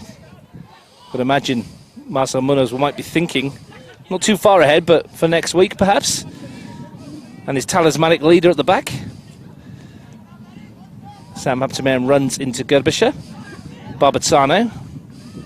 Kia won it initially, but it's bounced back to Barbatano rather fortunately. He's not going to look a gift horse in the mouth, and Barbatano swings it towards the far post. Good defending from Brunskill to concede the corner. He's actually, Aidan Brunskill's defended quite well. His positioning at the back post from those crosses from the right-hand side, he's done well. But is this Green off? McLaughlin's going off, in fact, in the middle, isn't it? And a bit of a change.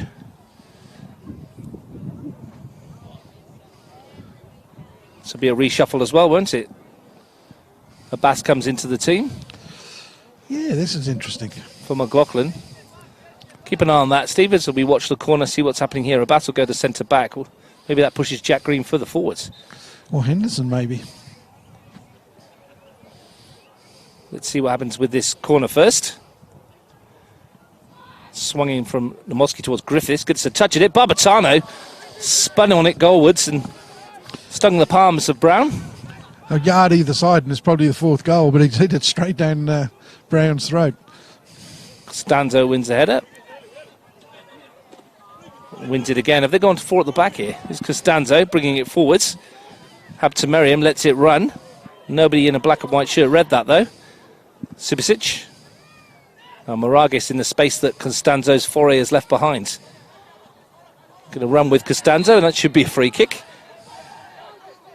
Ross Costanzo just didn't have the pace to recover. Canberra have a free kick and they want to get on with it. I think they might have gone to 4 at the back, with Abbas and Henderson playing in the middle. And Griffiths. Griffiths, sorry. Jordan Henderson you're thinking of, are you? Sort of what I was thinking. Moragas with the free kick, swings it in. Good one too, and it's going to fall on the far post for Gerbischer, who strikes the crossbar. Moragas gets in there too. Is that the moment that Canberra FC's finals hopes go up in smoke? I mean, it's a great attempt, but that's probably, they just needed that, didn't they? It's unlucky, wasn't it? Firm strike from Matty Gerbischer. Oh, it's a lovely finish. Very, very unlucky. But they just needed it. Couldn't have struck it any better, really. Abbas under pressure. Decides to just get rid of it. Halfway through the second half, Gungahlin United leading 3-1. The crossbar still shaking from that Matt Gerbischer effort. Swung in.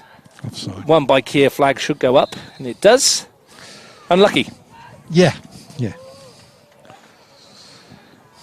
Not much more on the bench for FC, though, is there? Look, Marko Verkic is a defender. Mohamed Yansene, the young forward. A lot to ask for him. He's stretching on the far side, but look, big ask. You know, you've just got to throw caution to the wind now and get players forward and hope for the best and hope that you can actually deal with things at the back. Michael John chasing. Gerbischer wins the header. He might be someone they'll throw forward a bit later. Matty Gerbischer. Colbertaldo. Moragis. Runner ahead of him is Lamb, and he's broken the offside trap here. Jordan Lamb. Big moment in the game. It's Jordan Lamb. Brilliantly finished. Never looked like missing. Do not write them off just yet. Canberra FC are back in this. That's a fabulous finish. Great ball from Moragas. Splits the defence wide open just after they've made the change, Gungahlin. Found a little bit wanting, and we've said all day that they're a little vulnerable at the back. FC at last have taken advantage of it. That's a wonderful pass, wonderful finish, and maybe that just gives them a little bit of encouragement to go on and get the next. Still got 22 minutes to go. Jordan Lamb, 5th of the season, finishing like a centre forward. We have a game on here again. Look back at things that happened, Steve, and pulling off Anthony Timotheou. Don't know if he was injured or not, but since then the midfield battle seems to have swung the other way. It does. It's easy to say from up here. It is, and you've got a slight change in the FC lineup as well, because Sabasic has gone to right back and Ian Graham's dropped in next to Gerbischer, and that's allowed Brunskill to push on a little higher. Abbas gives it away. Ryan Keir, Colbertaldo, Ugrinich. Looking to take on Abbas, pulls it back here, goalwards, and stabbing a foot at it was Gianpaolo, I think. Oh, it's got to be a corner, surely. Goal kick given, but Canberra FC coming close to an equaliser. Yeah, Gungahlin are a little rattled, and you just couldn't see this turnaround coming. They were so much in control from the start of the second half that you thought FC were the ones that were really suffering from a case of nerves and lack of confidence, but Gungahlin have just sort of gone right into the shell since, like you say, Timotheo has gone off, and FC are back in it. And you mentioned moments in football matches. Barbatano, like you said, half an inch either side, it may be 4-1, game over. 2 minutes later, it's 3-2. That's picked off by Habtemariam. Sibicic wraps it forward. Costanzo. Picked up by Rathjen.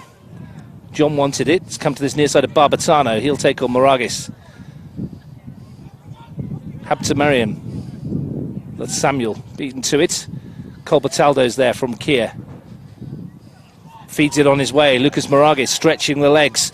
Lamb's gone again. Good interception from Abbas. Just looking for that same ball that got him the second.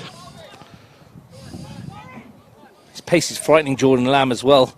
They put him down the middle and just told him to be a nuisance, and he is certainly effective in there. Keir's switch is too short and easily found by Barbatano. John. A little mix-up at Abbas. Swings it wide. It's a good one towards Namoski. Calming things down, Miska Namoski. Green. Sam Habtemariam tried to let it run. Jack Green will say, having a word with Sam Habtemariam, so there's a time and place for that, mate. Just get it to your feet. Let's keep possession. Absolutely. You know, we've just got to weather a bit of a storm here, and we don't need to be sort of bringing out the party tricks. Green lets it run. Griffiths finds Abbas. And Thurtell switched to this near side. Was meant for Barbatano, but the substitute was never going to get that. You can sense a little bit of belief in the Canberra FC shirts now. Yeah. Wasn't there 10 minutes ago. If it was well disguised. No, they were well and truly a beaten side 10 minutes ago. To Merriam, away from Colbertaldo. Wrong John. side again. He's just struggled. Jeremy Hampton-Mariam. Namoski.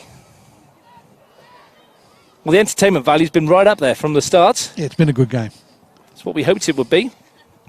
So we've got 4 sides in the finals that love to play a bit of football. Plenty of goals. Setting the tone for the next 3 weeks, I think. Jordan Lamb hoping to keep his side in the contest. It's 3-2.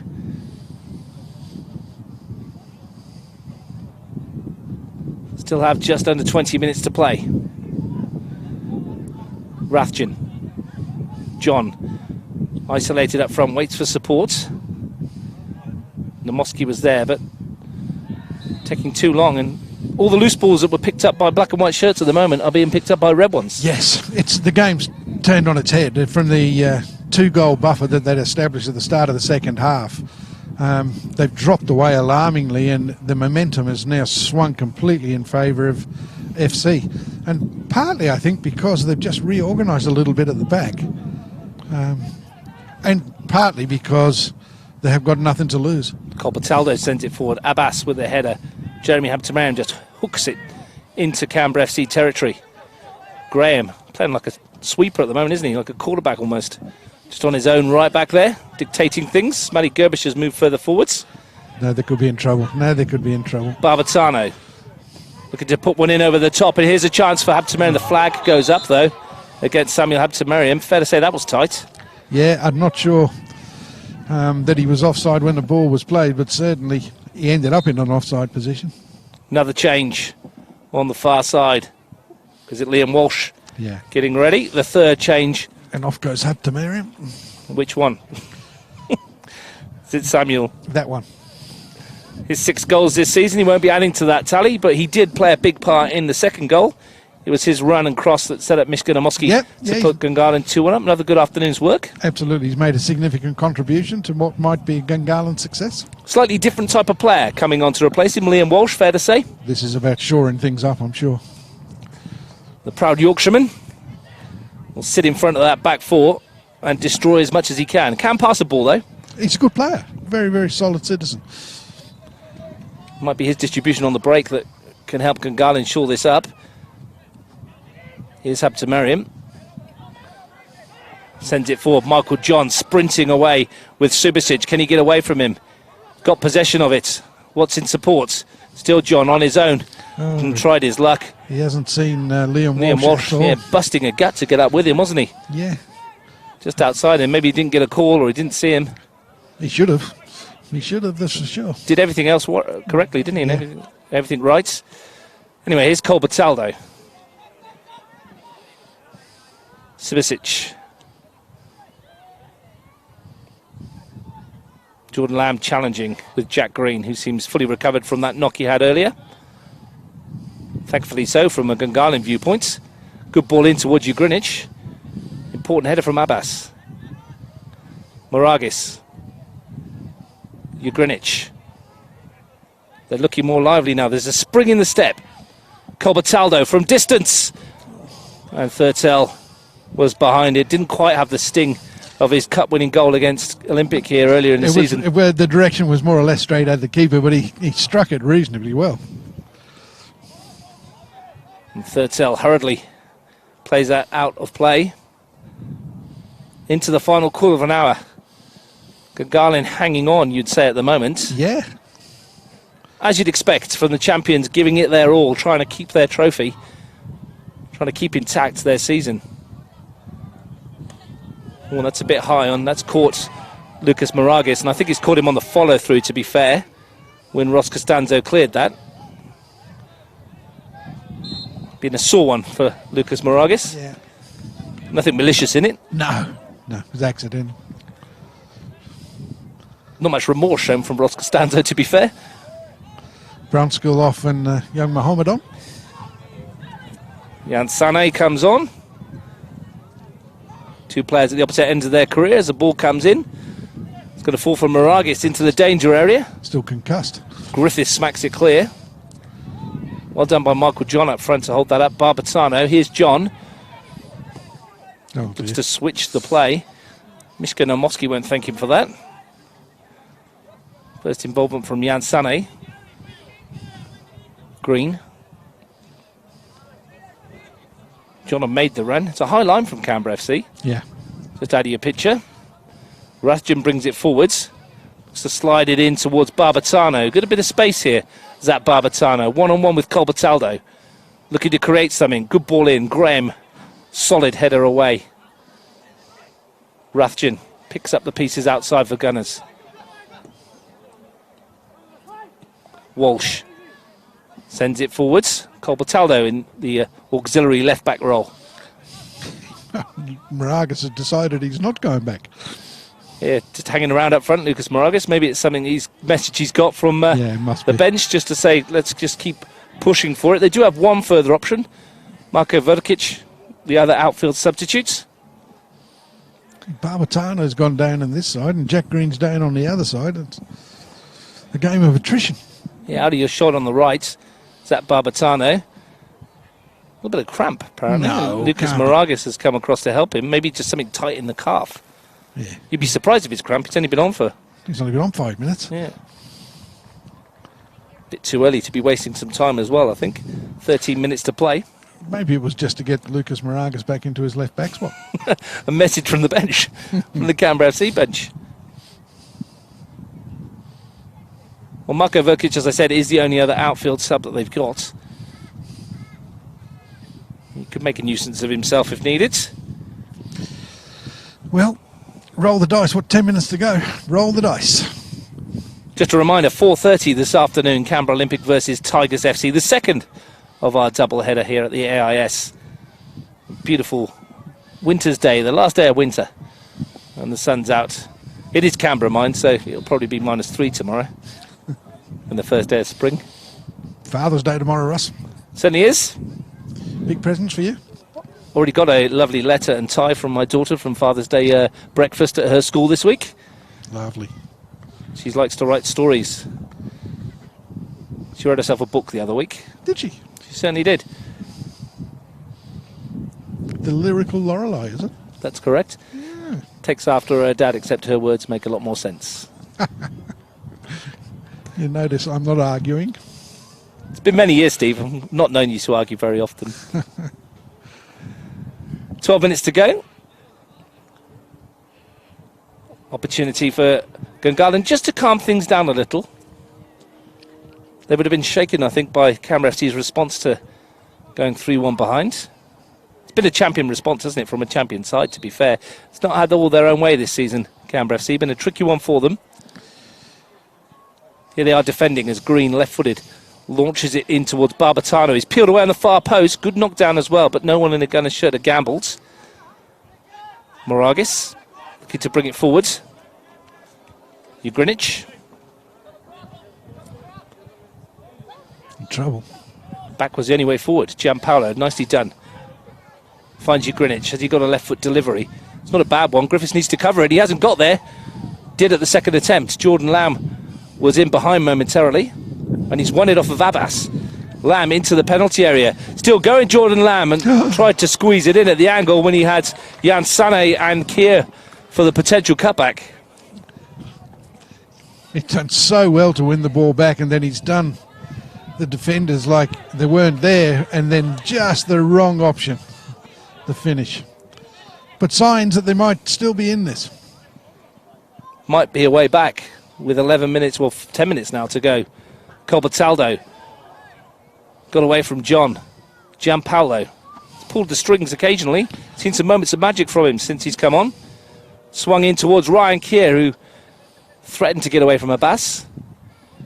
Moragas swings it back into the penalty area. Jansane's peeled away. Good knockback to Subasic. Swings it goalwards. And no one in a red shirt had gone in. And if they had, I think perhaps Ryan Kier may have been offside anyway. That's right.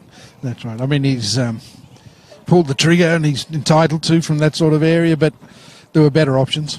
Intelligent knockback, though, from the young sub. Yeah, he did well. Did well. 10 minutes to go. Plenty of time. Plenty of time. 3-2 to Gunners. Had a bit of a fairy tale season, really, haven't they? After their minus 6-point deduction at the start of the year, they were thrown out of the Federation Cup for fielding an ineligible player. It's been one of those seasons for them, really, but the turnaround has been remarkable, and they'll want to keep it going for at least another week. And there's no reason why this side should not be playing in a grand final in a couple of weeks if they can keep up this kind of form. Here's a chance for Green advancing forward. Can he finish it off? Jack Green! Maybe he has. A captain's goal on the big occasion. And Jack Green may well have put the curtains on Canberra FC's season. It's 4-2. That's the sealer. And who else but Jack Green? I mean, he marauds forward. He does it so often. And that's an unerring left foot finish. And that curtails the comeback story from Canberra FC. And it will be Gungahlin that progress through to the preliminary final to play the loser of today's main game. Congratulations to Jack Green, though. He's had a storming game and he just capped it off with a fine goal. One of those players, when he gets into that position and he lines it up with that left foot, you just think it's a goal all the way. Yeah. And he finished, and you could see by the celebration what it meant to him as well. It's a crucial goal because they've been on the back foot, to be fair, for the last 10-15 minutes. Oh, the comeback was on. There was no doubt about it that FC was sort of making a case to stay in the game. Moraga swings it across. Opportunity here on the far post for Lamb. Completely unmarked, and he could have negated that goal straight away. I think there's one or two of the die-hard FC supporters making their way out earlier. They've seen enough. Yes, probably won't go down very well in the corridors of power at Deakin Stadium. No. Be interesting to see what sort of moves are made now in relation to the upcoming 2020 season. Yeah, Luke Oid has been given the thankless job, really, of following on a treble-winning year. Absolutely. And he's done his best with his team, and at one stage it looked like the season was an absolute write-off for them. So the fact they've even got this far is testament to the fact that he's got a decent squad and a decent group of players who are buying into the philosophy that he's trying to instill at the club. Here's Cole Bataldo. Might not be done just yet. They've got 7 minutes to go. Griffiths. It's fair to say we'll have better afternoons. I think you'll be really pleased to get this game under his belt all the same. He hasn't had a good game. He's had some good moments, but he's had some very rusty ones as well. But he'd be very pleased to get a solid 90 minutes under his belt, particularly with at least one and maybe 2 games to go. Makes you wonder how bad that knee injury is. Well, it certainly can't be 100%. But obviously... he's done his bit defensively. Yeah, but you know, the staff at Gungahlin wouldn't play him if they didn't think he was going to be up for it. Keir's ball wide finds Gianpaolo bursting into the penalty area. Ryan Keir's gone for the return. Abbas stuck a boot out and got rid of it. And I think that sort of just sums up where FC have been today, because they've done that on any number of occasions. Sorry, just to say, Steve, Lachlan Griffiths, though, is holding that left knee. They've got no subs left as well. If he's tweaked something in it, keep an eye on that as Michael John is off and running again. Michael John in behind, bearing down on goal. Here's Michael John. This would definitely seal it, and probably has. Michael John, take a bow. All his own work from halfway, shrugged off a challenge, and when he needed a finish, he finds one. And that is good night, Canberra FC. Yeah, that's well and truly the end of the section for an FC team that's huffed and puffed and not really been able to come to terms with Gungahlin's second half performance. MJ, another 2 and a 5-goal romp. You can't complain about the sort of return he's given them, the sort of game he's had today. He's led the line particularly well. Best team in front, best team goes through. There's no way back for Canberra FC here with 5 minutes to go. 5-2 down. And the second half performance from Gungahlin United has been excellent. The finishing has been absolutely clinical. I mean, Jordan Lamb's finish was a terrific finish, but MJ... we haven't seen many misses, have we, to be honest? There's been a lot of goals. You know, where you've expected people to score, they have. There'll be some act to follow for Olympic and Tigers this afternoon at 4:30. Yes, I mean, both of them will be thinking that let's get through today and then we won't have to play Gungahlin next week, because it's a big ask to get past a team that's got momentum, scoring for fun, defending reasonably well. Not the strongest part of the game, I've got to say, but they do enough. Looking ahead, and it's a big if, Steve. If whichever side goes to play Gungahlin in the grand final, if Gungahlin get there, it's going to be a hell of a contest, isn't it? Oh, absolutely. Because Barbatano's left one there on Brown. Yeah, hardly any need for that. But look, if Gungahlin, I mean, the winner of the grand final could very well come out of this game, because these teams are both good sides. And that's not to say, of course, that Olympic or Tigers aren't good sides as well. Well, we've mentioned it all season, haven't we? We've talked about how any of the top four could have, at the start of the year, won the competition and finished top. We've talked about the final series, that any of these four would be worthy grand final winners. Absolutely, absolutely. Now, 4 becomes 3, with FC soundly beaten today. But the 3 that are left, it's just anybody's grand final. It's there for the taking. I mean, Gungahlin are in really good form. Verkic comes on for Ryan Keir as Gerbisher launches that throw into the penalty area. And Barbatano helps it out. 3 minutes to go, plus whatever stoppage time Gary Vanderbert thinks is required. And it must be slightly disheartening for Canberra FC at the moment. They were looking good at 3-2. They threw everything at it, didn't they? Yeah. They just got caught with a couple of sucker punches, some good goals as well. And that's what Gungahlin could do to you. Here's Verkic looking to turn and drive one goalwards. Might come out for Jampal, though. Just turns on the afterburner, swings it in as well. Good delivery. Just a bit over hit for Jordan Lamb, who looks to return the ball into the penalty area. Won by Griffiths. And Sivicic's drive is well off target and into the trees. This is the point I was making earlier on, that they've got themselves into some really good positions where they might have created more, but it just haven't had the quality to do it. Again, we see an example where we get the ball into a good area. Giampaolo beats his man comfortably, but the final ball is way too hard, and it's really doing the defending for Gungahlin, and that has happened too often from a Canberra FC point of view. It looks like the defence of their treble is coming to an end. Yep, that's this all afternoon. 3. Picked up 3, handed them all back. And Did win the Charity Shield this season, though. Yeah. So they do have a piece of silverware to celebrate. Not the one that they wanted, probably. Look, from the position they were in halfway through the season, I think, to finish in the top 4, they've done well. It's been a good recovery. So they can look back on the season and say, maybe it wasn't everything that we wanted it to be, but it could have been a lot worse. They were 45 minutes away, remember, from being 0-3 at the start of the year. Yeah. When they played Monero Panthers away. They were 2-0 down at half-time, having lost the first 2 matches to Olympic and Tuggeranong by 3 clear goals. And there was questions asked at that stage, wasn't there? And then they lost to Belconnen the week after that. So they were 1 win out of the first 4, which was very un-Canberra FC-like. Yeah, it was a very, very slow start from their point of view.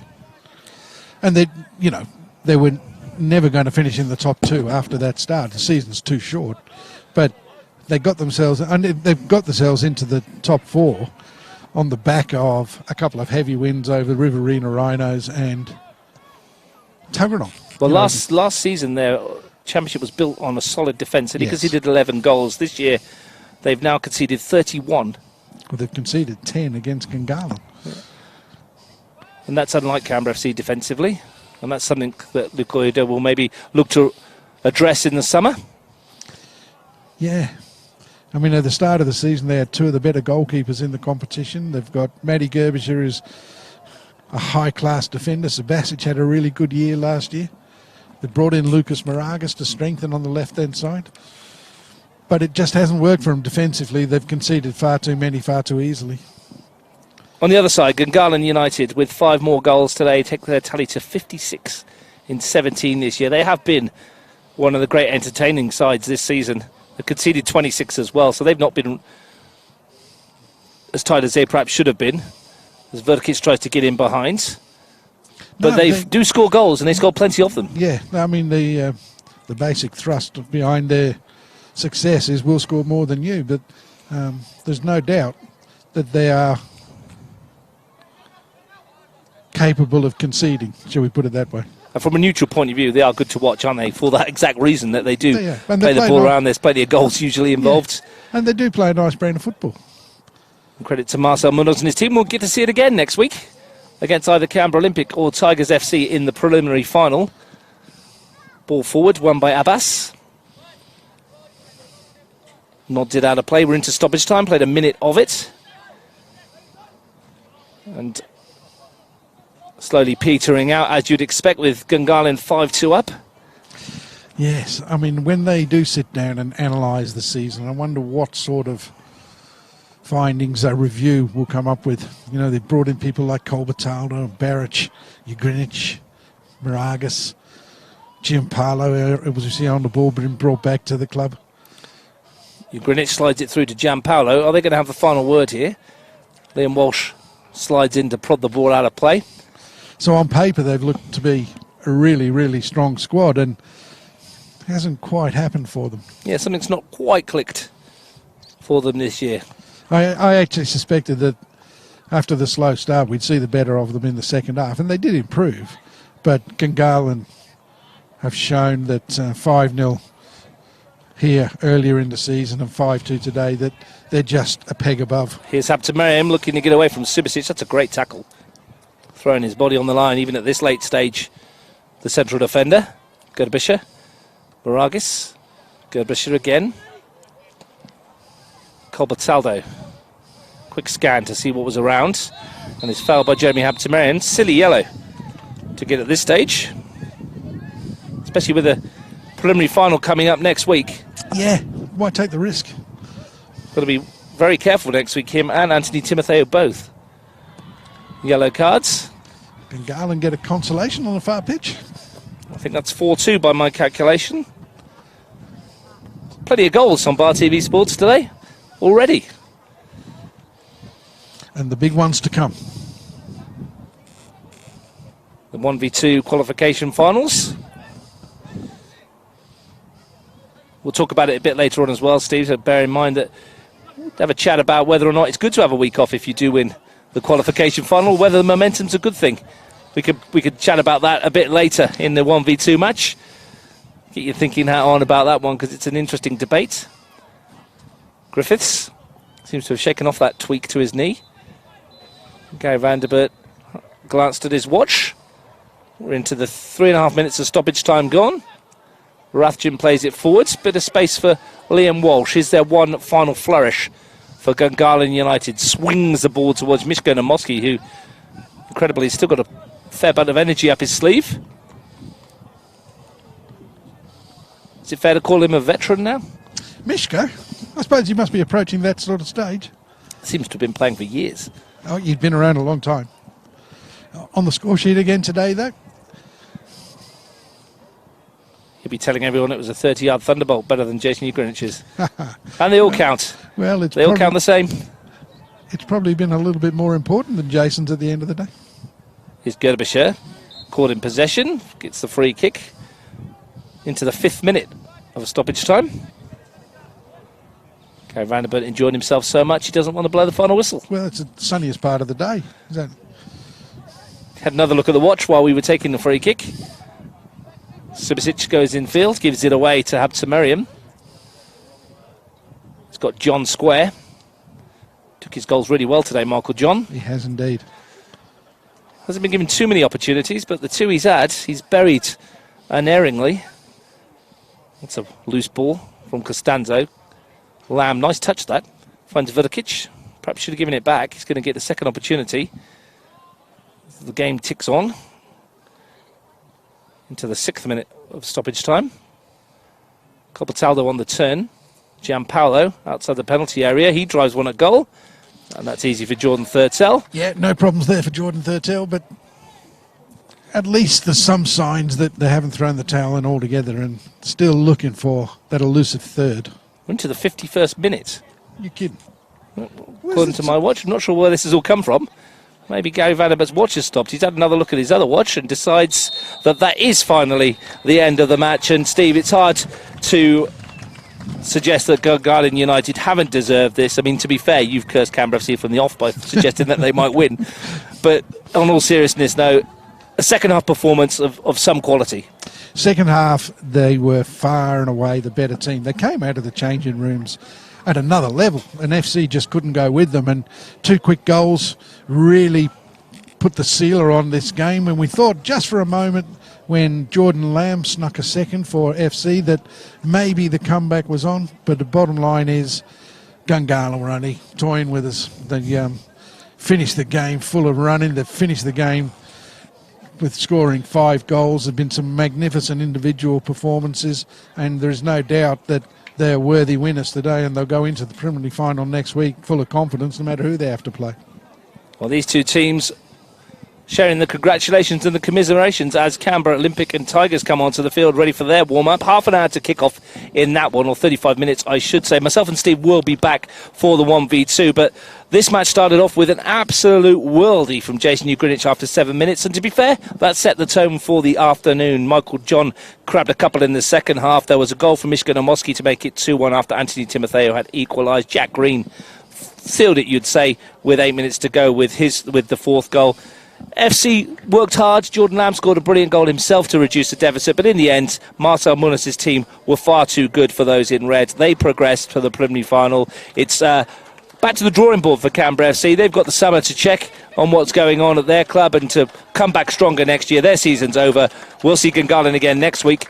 Remember to tune in for the qualification final in half an hour, but the final score in the elimination final as Gungahlin progress is Gungahlin United 5, Canberra FC 2.